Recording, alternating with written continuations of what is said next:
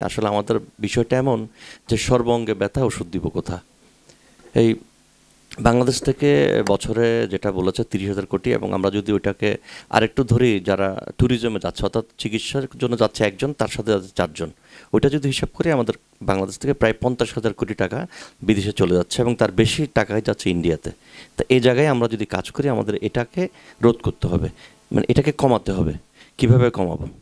এখন আমাদের দেশে আমরা সামাজিক যোগাযোগ মাধ্যমে যখন দেখি, বা আমরা যদি মানবাধিকার নিয়ে কাজ করি, যে অভিযোগগুলো আমরা অনেক সময় দেখি, একটা অভিযোগ সবসময় আসে যে ভুল ডায়াগনোসিস। যে আমরা আসলে এখানে চিকিৎসকরা আছেন, তারাই ভালো বলতে পারবেন, কিন্তু অধিকাংশ সময় একটা নেগেটিভ নিউজ মানুষের মধ্যে একটা ইম্প্যাক্ট তৈরি করে। যেমন ধরেন, দেখা গেল যে এখানে বলা হয়েছে ক্যান্সার, কিন্তু ইন্ডিয়া যাওয়ার পরে এটা বললো যে না, এটা ওরকম কিছু না। এবং এরকম ভুরি ভুরি উদাহরণ আছে, এবং এই ধরনের একটা উদাহরণ অনেকগুলো মানুষের মধ্যে একটা নেগেটিভ মেসেজ চলে যাচ্ছে যে আমাদের যে এটা এটা আসলে কি ডাক্তারের কারণে হলো, কিংবা ডায়াগনোসিস সেন্টারের কারণে হলো। ঠিক এই জায়গায় আমাদের অনেক বেশি কাজ করতে হবে। আমরা যারা আছি, আমরা বিশেষজ্ঞ চিকিৎসকদের উপর অনেক বেশি লোড দিয়ে দিচ্ছি। একজন চিকিৎসক কয়জন রোগী দেখতে পারে আমি সঠিক না জানি না, তো ধরে নিলাম 20 জন কিংবা 30 জন। সেক্ষেত্রে দেখা যাচ্ছে 100 জন একটা ডাক্তার রাতের 1টা-2টার সময় বাসায় যায়, এবং তাকে অনেকটা মানে ফোর্স করে, যে উনি দেখতে না চাইলেও ওনাকে রিকোয়েস্ট করে অনেকভাবে ওনার উপর একটা ফোর্স হয়ে যাচ্ছে। এখন উনি যখন প্রথম রুগীটা যে মানসিক অবস্থা নিয়ে দেখা শুরু করে, এখন ওই 100তম রুগী দেখার সময় আসলে কি ওনার ওই জায়গায় ঠিক ওইভাবে সাপোর্ট দেওয়ার জায়গাটা আছে কিনা। এক্ষেত্রে আমাদের কি করা উচিত? এটা কি ডাক্তাররা একটা সিদ্ধান্ত নেবে যে আমরা এতজনের বেশি রুগী দেখব না, বা এটা কিভাবে হয়? কারণ এ জায়গায় আমরা জানি যে চিকিৎসার ক্ষেত্রে একটু যদি অমনোযোগ, একটু যদি কথা না শোনা, বা একটু যদি ভুল হয়, এটা কিন্তু অনেক বড় ভুল হতে পারে, সেটা আপনারাই ভালো বলতে পারবেন।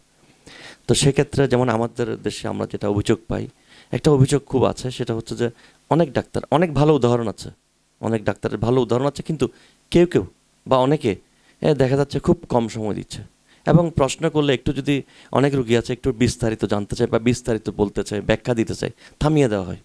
এবং আমি মনে করি আমাদের মধ্যে অনেকের এ ধরনের মানে অভিজ্ঞতা আছে, যে থামিয়ে দিচ্ছে, আপনি বেশি বুঝেন, বিভিন্ন রকম উদ্ভট মন্তব্য করে। মানে ডাক্তার মানে একটা লর্ড টাইপের, অর্থাৎ ডাক্তার আর রুগীর সম্পর্কে যেরকম বন্ধুত্বপূর্ণ হওয়া উচিত, এই জায়গায় মনে হয় ডাক্তারদের একটু সচেতন হতে হবে। যেমন ধরেন, আমাদের অনেক ডাক্তার আছে স্যার সম্বোধন না করলে ভাই বললেও অনেক রাগ করে ফেলে, এরকম আমরা শুনেছি। আমি সবার কথা বলছি না, কিছু কিছু উদাহরণ এরকম আছে। তো এই জায়গায় আমাদেরকে কাজ করতে হবে। আমাদের ডায়াগনোস্টিক সেন্টারের অনেক সময় আমরা কিন্তু ভুরি ভুরি অভিযোগ আছে, ভুরি ভুরি অভিযোগ আছে যে ভুল রিপোর্টের ভুরি ভুরি অভিযোগ আছে। এবং এর দায়ভারটা কে নেবে? একটা ডায়াগনোসিস সেন্টার থেকে রিপোর্ট দেখার পর ডাক্তার সিদ্ধান্ত নিচ্ছে যে ওনার এই রোগ হয়েছে, যে তার চিকিৎসা দিচ্ছে। এখন ডায়াগনোসিস সেন্টার যদি ভুল করে, এটা আসলে কোথায় গিয়ে আঘাত করছে?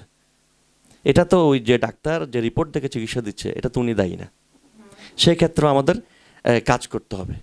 এবং একই সাথে যে আপনার ডাক্তারদের, আমি আগেও বলেছি যে ডাক্তারদের যদি আপনার ধরেন যে ব্যবহার, মানে কারো বিরুদ্ধে যে অভিযোগটা আছে, এখন ওই অভিযোগ যে 10টা ভালো কাজ হচ্ছে, সেটা হচ্ছে আমাদের একটা অভিযোগ বা 2টা অভিযোগ বা এই ধরনের 2টা ঘটনা এত বেশি ফোকাসিং হচ্ছে, এটা মানুষের মধ্যে একটা ইম্প্যাক্ট ছড়িয়ে দিচ্ছে।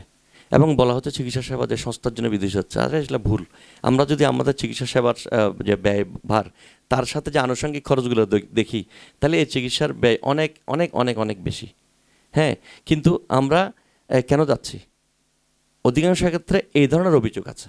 কিন্তু আরেকটা বিষয় আছে, সেটা হচ্ছে কি, আমাদের অনেকের একটা অভ্যাস আছে, প্র্যাকটিস আছে, যে আমরা একটা কিছু হলো বিদেশে যাব, আমরা একটা কিছু হলো বিশেষজ্ঞ ডাক্তারকে দেখাবো। ঠিক এই জায়গায় আমরা কি করতে পারি, যে কোন ধরনের রুগী কোন ডাক্তারের কাছে যাবে। একটা বিশেষজ্ঞ চিকিৎসক শিশু বিশেষজ্ঞ হতে পারে, ওখানে দেখবেন লাইন 50 জনের লাইন। আমরা যেমন অনেক সময় জিজ্ঞেস করি যে বড় বিশেষজ্ঞ ডাক্তারের যে পিএস বা যারা থাকে, এমন একটা কথা বাজারে আছে যে ডাক্তারের ফি কত, বা ওই যে আপনার সহযোগী তার ফি কত। বিষয়টা এরকম হয়ে প্রতিযোগিতা, কিভাবে উনি ওই ডাক্তারকে দেখাবে, একটা প্রতিযোগিতা। কিন্তু আসলে দেখা যাচ্ছে যে ওই রুগীর ওই ডাক্তার আসলে প্রয়োজনই হয়তোবা নেই।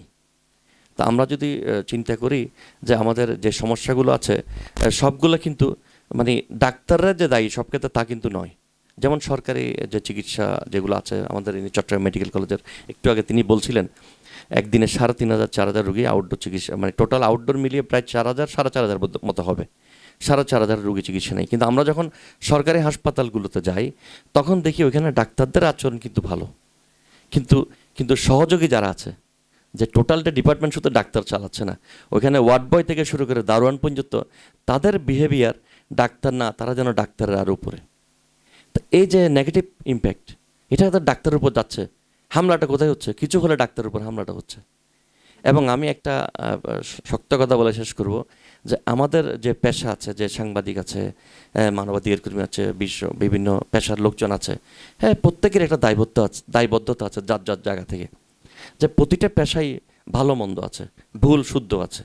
এখন ডাক্তারদের মধ্যে যদি ইচ্ছাকৃত ভুল যেগুলো হয়, অনিচ্ছাকৃত ভুল কিছু আছে, কিন্তু অনেক সময় দেখা যাচ্ছে যে ওনার ইচ্ছা, মানে আমরা যদি চিন্তা করি, একটু ঘাটাঘাটি করি, দেখা যাবে যে ওনার অবহেলা ছিল, ওনার ইচ্ছাকৃত ভুল ছিল।